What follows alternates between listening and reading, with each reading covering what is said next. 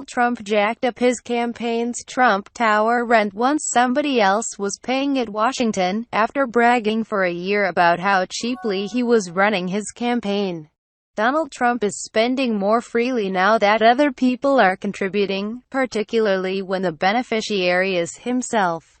Trump nearly quintupled the monthly rent his presidential campaign pays for its headquarters at Trump Tower to $169,758 in July, when he was raising funds from donors, compared with March, when he was self-funding his campaign, according to a Huffington Post review of Federal Election Commission filings.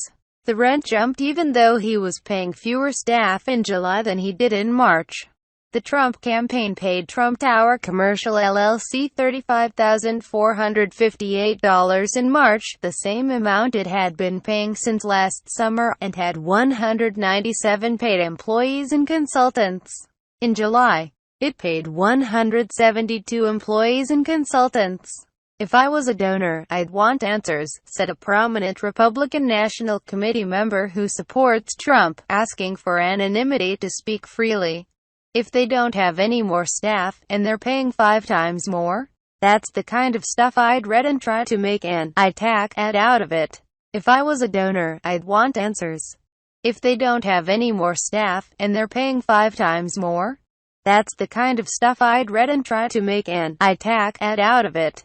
Republican National Committee member. In addition to the rent for Trump Tower space in Manhattan, Trump has paid his eponymous golf courses and restaurants more than $260,000 since his campaign and the RNC struck a joint fundraising deal in mid-May, after he essentially locked up the GOP nomination. On May 18, the day the fundraising deal was announced, Trump International Golf Club in West Palm Beach was paid $29,715. Trump National Golf Club in Jupiter, Florida, was paid $35,845, and Trump Restaurants LLC was paid $125,080, according to FEC records. Such large payments were much rarer when Trump was self-funding. It's unclear from the campaign filings the purpose of the golf course and restaurant payments, although both of the Florida golf courses hosted Trump campaign news conferences in March. Also unclear from the filings is whether Trump is using more space in Trump Tower than he was in the spring, and, if he is, why, given that his staffing is lower. The Trump campaign did not respond to the Huffington Post's queries.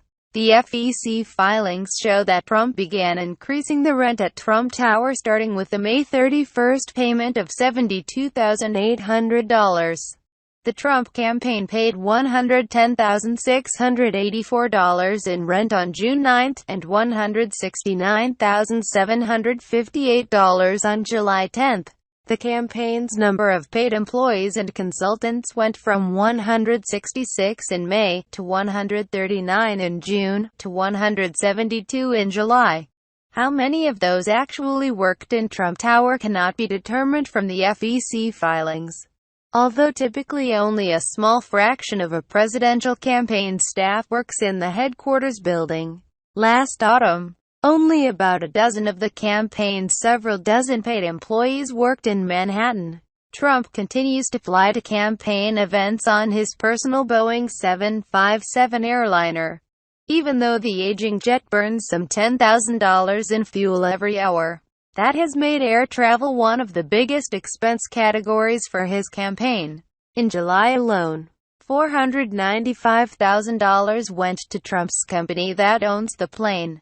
Prior to May, 3/4 of the $59 million spent by Trump's campaign had come out of his own pocket, meaning that whatever Trump charged his campaign for rent was largely coming from Trump himself. That situation is now entirely reversed. Trump's money makes up a tiny percentage of his campaign's spending. The bulk now comes from outside donors, both small-dollar givers and those writing maximum limit checks of $2,700. Nobody cares when you're spending your own money, but when you're spending the donor's $27. That could cause problems, the RNC member said, adding that small donors especially may not be sympathetic to Trump's extravagance. Most campaigns run on a much tighter budget. For many months, Trump's campaign prided itself on its low-rent operation. It invited reporters in to tour its headquarters on the 5th floor of Trump Tower that had once been used as production offices for The Apprentice TV show, which starred Trump. Photos and video from those tours show workspace with unfinished ceilings, makeshift drywall partitions, and only a few campaign workers. Commercial real estate is available in the Midtown Manhattan neighborhood in the range of $70 per square foot annually, although Trump has charged more than that. Trump Tower rented 9,000 feet of office space in December at $120 per square foot but has been unable to rent a 15,000 square foot office that includes 6 terraces overlooking Fifth Avenue, even at a discounted rent of $90 per square foot. Democrat Hillary Clinton has been leasing 2 entire floors in a Brooklyn office building totaling 80,000 square feet since the start of her campaign. The rent for that space has been about $212,000 per month. Radio Times will be the next newsletter. Goodbye and see you again.